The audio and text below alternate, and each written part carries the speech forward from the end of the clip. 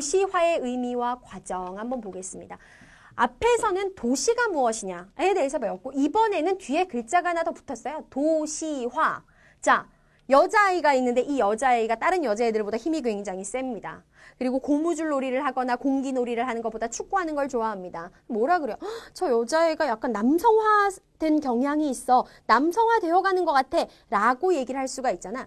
뒤에 뭐뭐 화가 붙는 건 그렇게 되어 간다라는 뜻이에요. 그러니까 도시화라고 하는 건 도시스럽게 변해간다라는 뜻입니다. 그럼 구체적으로 도시화, 즉 도시스럽게 변해간다라는 게 무슨 얘기냐? 크게 의미는 한 3가지 정도로 정리할 수 있는데 하나의 나라 안에서 도시의 숫자가 늘어나거나 도시에 살아가는 사람들의 인구가 늘어나거나 도시의 면적이 넓어지거나 이런 것들 모두 다 도시화라고 얘기해. 그 다음에 2번째, 도시와 촌락에 살아가는 사람들의 주민들의 생활 모습이 참 많이 다른데 점차 도시적인 생활의 모습, 도시적인 생활의 양식이 확산되는 것도 도시화라고 얘기해. 또 하나, 1차 산업에 종사하는 사람들이 줄어들고 2차 산업, 3차 산업에 종사하는 사람들의 비중이 점차 늘어나는 것도 우리가 도시화라 그래. 그러니까 종합적으로 이러한 특징들이 나타난다 그러면 도시화되어 간다라고 얘기를 하는 거예요. 그렇다면 시간의 흐름에 따라 어떤 과정을 거치면서 과연 도시화가 진행이 되느냐? 지금 선생님이 그려놓은 그래프, 선생님 교재에도 실어놨잖아. 도시화 곡선, 별표. 완벽하게 정리해야 되고 요거 시험에 무조건 나오는 거예요. 모든 학교에서 다. 지금부터 선생님이 설명을 할 텐데 가로축이 이제 시간의 흐름이야. 요건 도시화율, 퍼센트를 생략했는데 이게 퍼센트로 나타낸 수치예요. 20%, 40, 60, 80, 100%. 이게 무슨 의미냐면은 예컨대 도시화율이 100%다라는 말은 어떤 한 나라의 국민의 100% 전체가 도시에 산다라는 뜻이야. 도시화율이 20%다라는 건 무슨 의미냐면은 한 국가 전체에 산 국민들의 20% 정도는 도시에 살지만 80% 정도는 촌락, 농촌, 어촌 이런 곳에 산다는 뜻이에요. 자, 그럼 한번 보도록 할게요. 지구상의 인구가 사람들이 살기 시작한 때부터 도시가 많았던 건 아니야. 과거에는요, 그러니까 고대라든지 중세시대까지만 해도요, 도시라고 불리는 지역들은 그렇게 많지가 않았어요. 그러니까 도시화율의 비중이 굉장히 낮지. 요 1단계, 요 정도까지. 요 단계를 우리가 뭐라고 얘기를 하냐면은 초기 단계다라고 얘기를 합니다. 그 다음에 구체적인 설명은 조금 있다 하고 갑자기 도시로 인구가 이동을 하기 시작하면서 도시의 수, 인구, 면적이 증가해서 빠르게 도시화가 진행되는 요 사이 구간을 우리가 뭐라고 얘기하냐면 가속화, 속도가 붙는다, 가속화 단계라고 얘기하고요. 도시화율이 이제 한 80%를 넘어갔어요. 전 국민의 80% 이상이 도시에 살아요.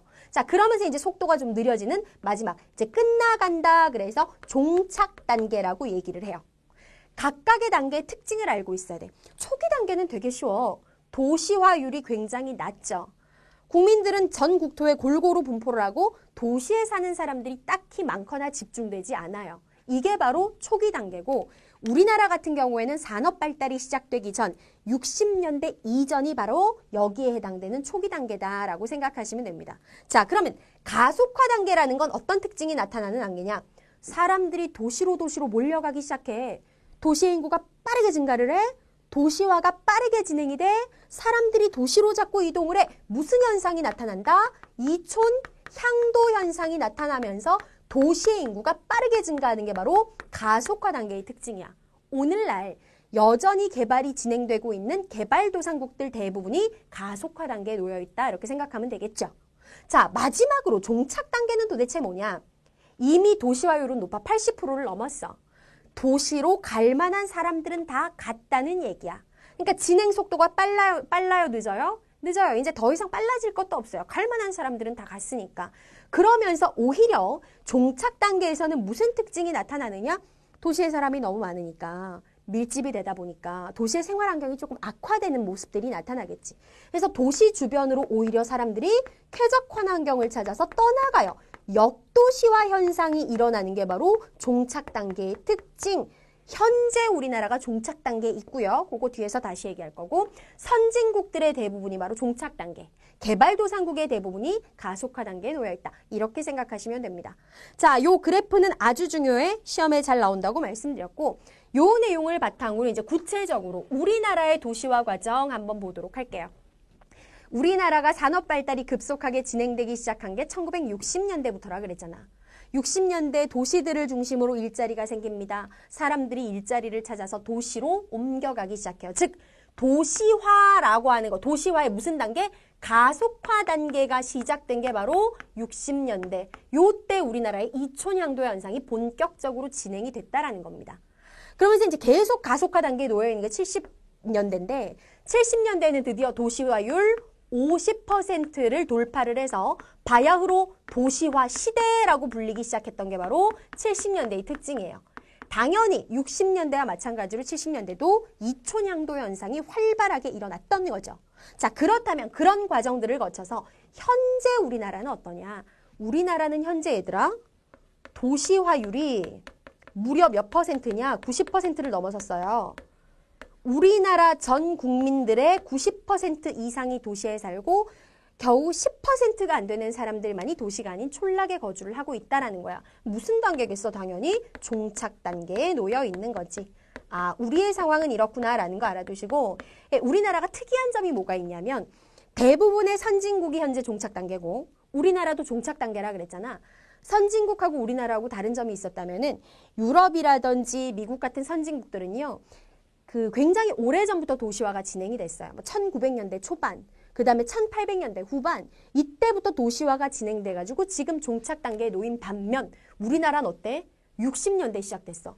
도시화가 본격적으로 진행된 지 역사가 한 50년밖에 안 되는데 짧은 시간에 90% 즉 종착 단계까지 왔다. 속도가 굉장히 빨랐다라는 게 우리나라만 가지고 있는 독특한 특징. 그것도 알고 계시기 바래요. 자, 넘어가서 이제 이번 주제의 마지막 네 번째 수도권의 도시화 한번 보도록 하겠습니다. 우리나라가 수도권의 인구가 얼마나 집중되어 있냐면 전체 인구가 5천만 명이 조금 안 되는데 그중에 절반이 수도권에 살고 있어. 도대체 수도권이 어디냐? 어디를 수도권이라고 하냐면 수도의 영향을 받는, 수도와 영향을 주고받는 지역, 수도권. 수도가 서울이죠. 그 다음에 서울과 가장 가까이 있는 광역시가 인천이고요. 서울과 인천을 포함한 경기도 지역까지를 보통 우리는 수도권이다라고 얘기를 해요. 근데 사실 불과 몇십 년 전까지만 해도 경기도 지역의 도시라고 불리는 지역이 그닥 많지가 않았다라는 거야. 그런데 불과 20, 30년 사이에 경기도의 인구가 엄청나게 밀집되기 시작하면서 도시들이 많아지고 도시권이 확대되기 시작한 거죠. 자, 그럼 시대별로 대표적인 특징을 한번 살펴보자면 1980년대 가겠습니다. 이 우리나라 수도 서울이요. 다른 나라들에 비해서 굉장히 좀 많이 기능이 집중되어 있는 편이야. 물론 수도라고 하는 건 그 나라에서 뭐 정치, 경제, 교육, 문화의 중심지의 역할을 하는 건 맞는데 우리나라가 그게 좀 더 심했던 거죠. 일자리도 특히 서울에 많았던 거죠. 그러다 보니까 지방 출신 사람들이 서울로 엄청나게 모여들면서 한때 서울의 인구가 1000만 명을 돌파해서 정말 폭발 직전의 상황까지 갔던 적이 있어. 이 문제가 너무나 심각해지자 1980년대 들어서 정부는 서울이 가지고 있는 핵심 기능을 서울 주변 수도권에 있는 도시들에 나누어 주기 시작합니다. 행정 기능. 우리 지난 시간이 아니라 다음 시간에 배우게 될 텐데 행정 기능, 공업 기능, 주거 기능, 군사 기능 같은 걸 주변의 도시들에 나누어 주기 시작해. 서울의 여러 가지 기능을 분담하면서 80년대부터 들어선 도시들을 우리는 위성도시라고 얘기하는 거예요. 교과서마다 실제로 실려있는 위성도시의 사례가 다르니까 교과서 사례 위주로 정리해야 되는데 대표적으로 이런 거. 주거 기능을 분담한 게 안양, 공업 기능을 분담한 게 안산, 행정 기능을 분담한 게 뭐 과천, 그 다음에 또 뭐 군사 기능을 분담한 게 의정부 이런 식으로 다양한 여러 가지 기능을 분담하면서 서울 주변에서 확대되기 시작한 이런 도시들을 위성도시라고 얘기합니다. 자, 실제로 그래서 기능들을 분산을 시키다 보니까 그 지역으로 사람들이 어느 정도 이동해 가면서 문제가 해결되는 듯 했지만 그럼에도 불구하고 서울의 어떤 비싼 집값이라든지 인구 집중을 막기에는 역부족이었어. 그래서 새로운 형태의 도시가 1990년대부터 등장을 하기 시작합니다. 1990년대 다른 기능 필요 없고 인구 분산을 목표로 아예 인구를 분산시키자. 서울 근교에 조금 한적한 곳에 대단히 아파트 단지를 만들고 이 아파트 가격 당연히 서울보다는 저렴할 거 아니야. 그러면서 시설은 좋겠죠? 환경이 쾌적하겠죠? 아파트를 지어서 사람들이 분산될 수 있게 하자. 주거 기능을 분산시키고 인구 분산을 시키기 위해서 새롭게 도시를 만들기 시작합니다. 없는 도시를 건설하기 시작한 거죠. 이렇게 해서 건설된 게 신도시야. 대표적인 신도시 그러면 우리나라에서 가장 먼저 생긴 신도시가 경기도 고양의 일산 신도시. 경기도 성남의 분당 신도시, 경기도 안양의 평촌 신도시, 그 외에도 뭐 지금 뭐 있어요? 광교 신도시, 그 다음에 또 뭐 있습니까? 어디 판교 신도시 너무 많아. 이런 것들이 막 생기기 시작하고 그래서 성공적으로 어느 정도 주거 기능의 분산, 인구 분산이 이루어진 거야. 정리하자면 행정, 공업, 주거, 군사 등 다양한 기능을 분담하고 있는 도시를 위성도시라고 하는 거고 오로지 주거 기능, 인구 분산만을 목표로 새롭게 만든 도시를 신도시라고 얘기를 하는 겁니다. 자, 근데 여기서 특징. 안양, 안산, 과천, 의정부, 일산, 분당, 평촌, 광교, 판교. 어쨌든 얘네들이 전부 다 경기도 범위 안에 있잖아요. 수도 서울과 굉장히 가까이 있다라는 거지. 그러면서 서울을 중심으로 해서 가까이 있는 뭐 의정부, 동두천, 안양, 안산, 판교, 수원, 뭐 광명 하면서 얘네들이 교통망이 굉장히 잘 연결이 되고 그러다 보니까 하나의 생활권이 되는 거야. 그러니까 여기에 사는 사람이 이쪽으로 볼일을 보러 가거나 이쪽으로 문화생활을 즐기러 가거나 여기서 이쪽으로 출퇴근을 하거나 하나의 영향을 주고받는 도시의 범위가 형성이 돼요. 이러한 것을 우리가 묶어서 대도시권이다라고 얘기를 하는 거지. 그래서 대도시권이라고 하는 건 뭐냐면 하나의 출퇴근을 할 수 있고 서로 오고 갈 수 있는 생활권이다라고 생각하시면 돼요. 그걸 대도시권이다라고 얘기를 합니다.